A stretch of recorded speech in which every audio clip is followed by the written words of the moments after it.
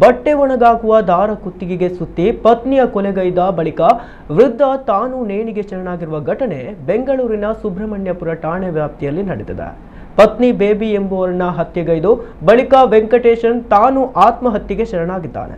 ವೃದ್ಧ BMTC driver ಆಗಿ ಕೆಲಸ ನಿರ್ವಹಿಸಿ ಸದ್ಯ ನಿವೃತ್ತಿ ಹೊಂದಿದ್ದರು.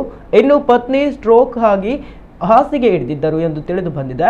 ಇಬ್ಬರ ನಡುವೆ ಆಗಾಗ ಸಣ್ಣ ಪುಟ್ಟ ವಿಚಾರಗಳಿಗೆ ಜಗಳ ಆಗ್ತಿತ್ತಂತೆ. ಇದೇ ರೀತಿ ಡಿಸೆಂಬರ್ 2ರಂದು ಕೂಡ ಇಬ್ಬರು ಜಗಳವಾಡಿದ್ದಾರೆ.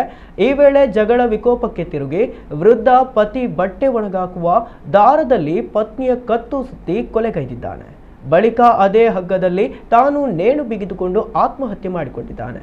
ಘಟನಾ ಸ್ಥಳಕ್ಕೆ ಸುಬ್ರಹ್ಮಣ್ಯಪುರ ಪೊಲೀಸರು ಭೇಟಿ ನೀಡಿ ಪರಿಶೀಲನೆ ನಡೆಸಿದ್ದಾರೆ. ಸದ್ಯ ಪ್ರಕರಣ ದಾಖಲಿಸಿಕೊಂಡಿರುವ ಪೊಲೀಸರು ಕಾನೂನು ಪ್ರಕ್ರಿಯೆ ಮುಂದುವರೆಸಿದ್ದಾರೆ.